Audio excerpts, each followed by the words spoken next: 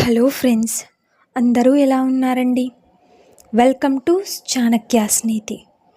జీవితంలో ఈ విషయాలని గుర్తుపెట్టుకోండి. అబద్ధాల కొరకు శిక్ష ఏమిటి అంటే అతను నిజం చెప్పినా ఎవ్వరూ నమ్మరు. అలాగే ఒక్క విషయం, చెడును భరించలేనివాడు మంచిని చూడడానికి జీవించడు. అలాగే జ్ఞానం ఎక్కువ స్థలాన్ని ఆక్రమించదు. గుర్తుంచుకోండి, ఒక వృద్ధ కన్య వివాహం చేసుకుంటే ఆమె ఒక యువ భార్య వలె ప్రవర్తిస్తుంది. నిజమే కదండి? మీ ముందు ఉన్న మేకకు, వెనుక ఉన్న గుర్రానికి మరియు మీ చుట్టూ ఉన్న మూర్ఖులకు భయపడండి. జ్ఞానం యొక్క అత్యున్నత రూపం దయ. అలాగే మాటల్లో కాదు, చేతలలో మీ తెలివిని చూపించండి. గుర్తుంచుకోండి, మంచిగా మాట్లాడడం కంటే మౌనంగా ఉండడం చాలా కష్టమైన పని. అందరూ దూరం నుండి చాలా మంచివారిలాగానే కనిపిస్తారు. ఒక మనిషి కనీసం తెలుసుకోవాలనే ఆసక్తి కోసమైనా జీవించగలగాలి. అలాగే నేను నా చిన్నతనంలో తెలివైన వ్యక్తులను మెచ్చుకునేవాణ్ణి. ఇప్పుడు నేను ముసలివాడిని.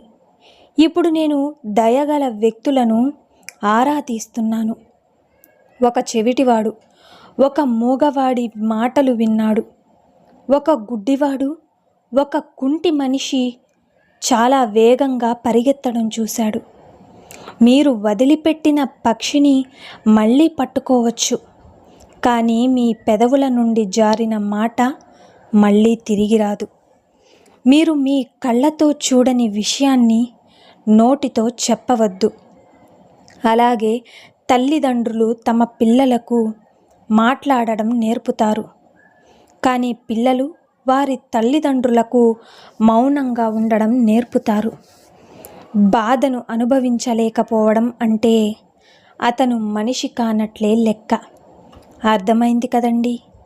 మీ శత్రువులు కింద పడితే సంతోషించవద్దు, మరియు వారిని పైకి లేపడానికి కూడా తొందరపడకండి. అబద్ధం మరియు తప్పుతో గెలుపొందడం కంటే నిజం మరియు హక్కు కోసం ఓడిపోవడమే మేలు. అలాగే అతను తన మనస్సులో ఎలా అయితే ఆలోచిస్తున్నాడో అతను అలాగే మారిపోతాడు. మీకు అధికారం ఉన్నప్పుడు అర్హులైన వారికి మేలు చేయడం ఆపకండి. అర్థమైంది కదండి? కోళ్ల కంటే గుడ్లు తెలివైనవి కావచ్చు, కానీ అవి చాలా త్వరగా చెడిపోతాయి. ఇక మొదట మిమ్మల్ని మీరు మెరుగుపరుచుకోండి, ఆపై ఇతరులను మెరుగుపరచండి. అర్థమైంది కదండి? మీరు నేర్చుకునే వాటిపై దృష్టి పెట్టండి, అంతేకాని గౌరవం కోసం ఎదురు చూడకండి. మీరు మరొకరికి బోధిస్తున్నప్పుడు మీరు ఇంకా ఎక్కువగా నేర్చుకుంటారు. అలాగే ఒక మనిషి మీకు హాని చెయ్యనప్పుడు అతని మీద అనవసరంగా నిందలు కూడా మీరు వెయ్యకూడదు. మీరు మీ సీరియల్తో బయటకు వెళ్తున్నట్లయితే అలాగే మీరు ఎక్కువగా మీ సహచరులతో ఉండేటట్టు చూసుకోండి. మనసు విరిగి ఉన్నవారికి దేవుడు అత్యంత సన్నిహితంగా ఉంటాడు. ప్రజలు ప్లాన్ చేస్తారు, దేవుడు నవ్వుతాడు. నిజమే కదా? పిల్లవాడు ఏమీ చెప్పకపోయినా తల్లి అర్థం చేసుకుంటుంది. అలాగే మీ అర్హతలకు మించిన గౌరవాన్ని ఎప్పుడూ కోరుకోవద్దు. గుర్తుంచుకోండి, జీవితం మంచిగా మారకపోతే వేచి ఉండండి, మరియు అది ఇంకా చెడుగా మారుతుంది. అర్థమైంది కదండి? మీతో నమ్మకంగా ఉండే మీ పొరుగు వారికి హాని తలపెట్టకండి. సానుభూతి అనేది ఆహారాన్ని అందించదు, కానీ అది ఆకలిని భరించగలిగే శక్తి మనకి ఇస్తుంది. నిజమైన స్నేహితుడు ఎవరికైతే దొరుకుతాడో అతనికి నిధి దొరికినట్లే.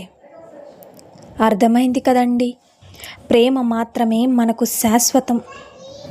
అలాగే తన కష్టాలని మాత్రమే చెప్పి తన సంతోషాన్నంతా మీ దగ్గర దాచే వ్యక్తిని ఎప్పుడూ నమ్మవద్దు. అలాగే మీరు మరి తీయగా ఉండకండి, మిమ్మల్ని తినేస్తారు. అలాగే చేదుగా ఉండకండి, మిమ్మల్ని ఉమ్మేస్తారు.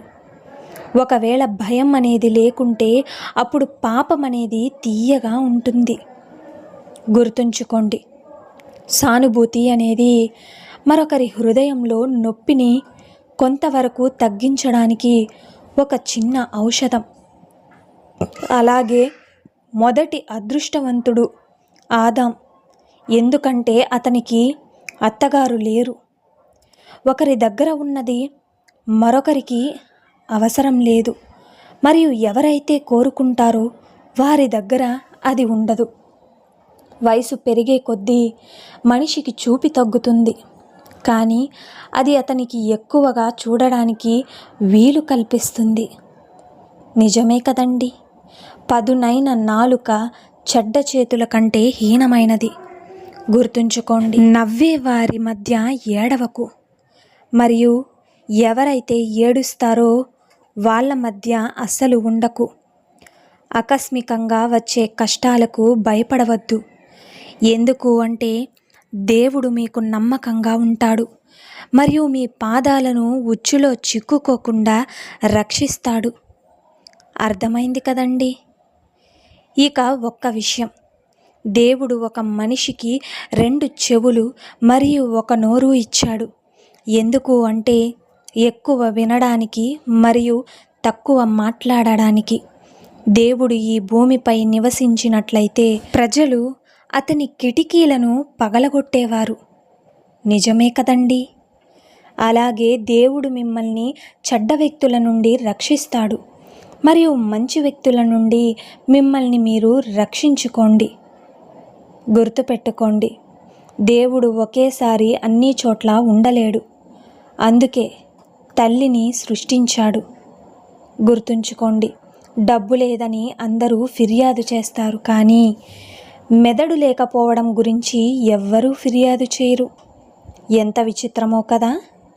డబ్బుతో సమస్యను పరిష్కరించగలిగితే అది సమస్య కాదు, ఖర్చు అవుతుంది. గుర్తుంచుకోండి, మీకు నవ్వడం ఎలాగో తెలిసే వరకు దుకాణం తెరవకండి. అలాగే దాన ధర్మానికి ఎటువంటి ఖర్చు లేకుండా ఉంటే ప్రపంచమంతా పరోపకారితో నిండి ఉంటుంది. ధనవంతులు తమ కోసం చావడానికి పేదలను కూలిని తీసుకుంటే పేదలు చాలా మంచి జీవితాన్ని గడుపుతారు. మిమ్మల్ని ప్రేమించమని లేదా మీకు డబ్బు ఇవ్వమని మీరు ఎవరిని బలవంతం చేయలేరు.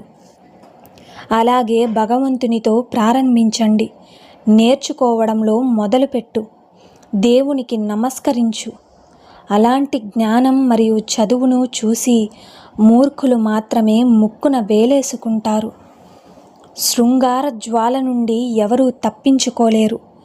పవిత్రమైన స్త్రీ యొక్క భర్త ఈ మంటను ఆర్పలేకపోతే ఆ స్త్రీ ప్రత్యామ్నాయం కోసం వెతకడం ప్రారంభిస్తుంది, మరియు ఈ ప్రత్యామ్నాయం మరొక పురుషుడు కావచ్చు. నిజమే కదా. మీరు దేనికోసం జీవిస్తున్నారో మీకు తెలియకపోతే మీరు ఇంకా జీవించలేరు. ఈరోజు కంటే రేపు ఉన్నతంగా లేకపోతే రేపు అనేది మీకు అవసరమా? లేదు కదండి. విలువైన కుటుంబాన్ని నిర్మించుకోండి, ధర్మ మార్గంలో నడవండి, మరియు మీకు తప్పకుండా ప్రతిఫలం అనేది లభిస్తుంది. అర్థమైంది కదండి. మీరు దయతో ఉంటే మీ ఆత్మ పెంపొందించబడుతుంది. మీరు క్రూరంగా ఉంటే అది మిమ్మల్ని నాశనం చేస్తుంది. అలాగే నీతిగల వ్యక్తి 7 సార్లు పడిపోతాడు, కానీ మరలా లేస్తాడు. అవివేకం ఉన్న వ్యక్తికి ఆ దేవుడు కూడా సహాయం చెయ్యలేడు. గుర్తుపెట్టుకోండి, ఆలోచనలు సాధారణంగా ఫైర్మెన్ లాగా వచ్చేవి. ఇది చాలా ఆలస్యంగా వస్తాయి. నిజమే కదండి. సో చూశారు కదండి ఇవాల్టి వీడియో. ఈ వీడియో మీకు నచ్చిందనే అనుకుంటున్నాను. నచ్చితే చిన్న లైక్ చేయండి. అలాగే మన ఛానల్ ఎవరైనా స్టార్టింగ్ చూస్తుంటే సబ్స్క్రైబ్ చేసుకోవడం మర్చిపోద్దండి. ఇలాంటి చాణక్య నీతి మరిన్ని మోటివేషనల్ వీడియోస్ మీకు నోటిఫికేషన్ రూపంలో రావాలంటే పక్కనున్న బెల్ సింబల్ని క్లిక్ చేయండి. నేను పెట్టే ప్రతి వీడియో మీకు నోటిఫికేషన్ రూపంలో వస్తుంది. So thank you for watching friends. రేపటి వీడియోలో చాణక్యులు గారు ఏ మంచి మాటలను, ఏ మంచి సూక్తులను మనకి చెప్పబోతున్నారన్నది మనం రేపటి వీడియోలో అయితే తెలుసుకుందాం.